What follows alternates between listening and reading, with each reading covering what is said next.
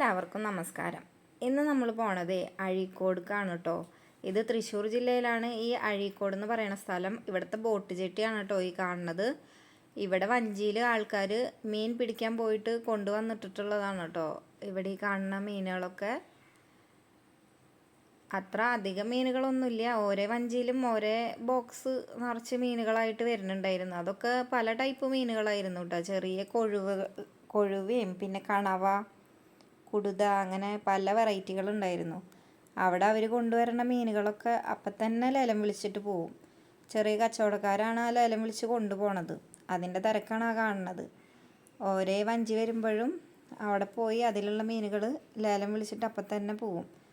നമുക്ക് വീട്ടിലേക്ക് ഉപയോഗിക്കാൻ വേണ്ടി കുറച്ചായിട്ടൊന്നും അവിടെ നിന്ന് കിട്ടില്ല കേട്ടോ.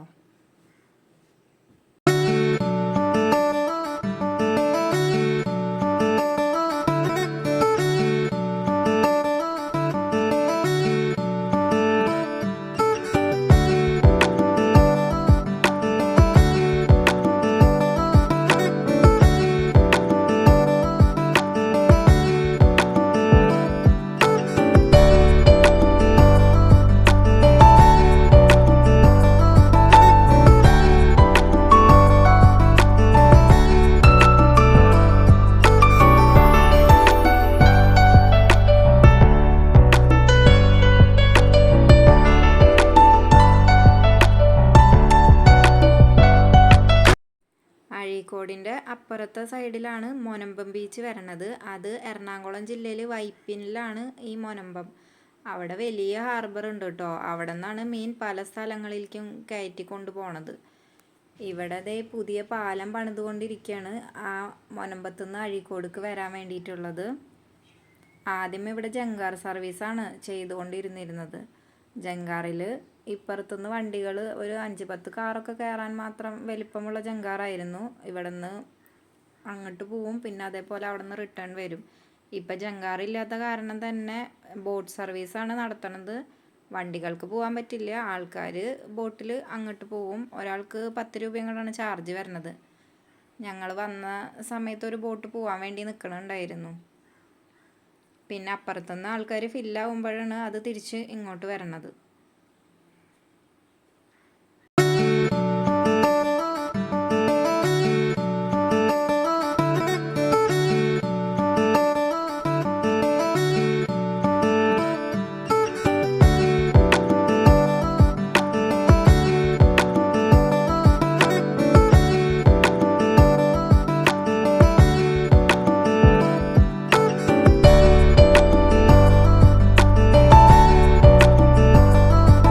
ഇനി നമുക്ക് പാലം പണിയണ ആ ഭാഗത്തേക്ക് പോയി നോക്കാം കേട്ടോ. അവിടേക്ക് പോണതിൻ്റെ 2 സൈഡിലും അതിനായിട്ടുള്ള ഇരുമ്പിൻ്റെ ഓരോ സാധനങ്ങളൊക്കെ കിടക്കണുണ്ടായിരുന്നു. പാലം പണിക്ക് ആവശ്യമായ സാധനങ്ങളാണെന്ന് തോന്നുന്നുണ്ട്. ഈ പാലത്തിൻ്റെ പണി ശരിക്കും സ്റ്റാർട്ട് ചെയ്തിട്ടുള്ളത് 2023-ലാണ്. പക്ഷേ ഇപ്പോഴാണ് ഇത് സ്പീഡിൽ നടന്നുകൊണ്ടിരിക്കുന്നത്. അന്ന് ജസ്റ്റ് സ്റ്റാർട്ട് ചെയ്തിട്ടേ ഉണ്ടായിരുന്നുള്ളൂ. ഈ പാലം വന്നു കഴിഞ്ഞാൽ തന്നെ എറണാകുളത്തേക്ക് പോകാൻ വേണ്ടിയിട്ട് വളരെ ഈസി ആയിരിക്കും. ഈ പാലത്തിൻ്റെ നീളം വരുന്നത് ആകെ 900 മീറ്ററാണ് കേട്ടോ. ഇതിൻ്റെ 2 സൈഡിലും നടപ്പാതയും പിന്നെ സൈക്കിൾ ട്രാക്കൊക്കെ ഉണ്ട്.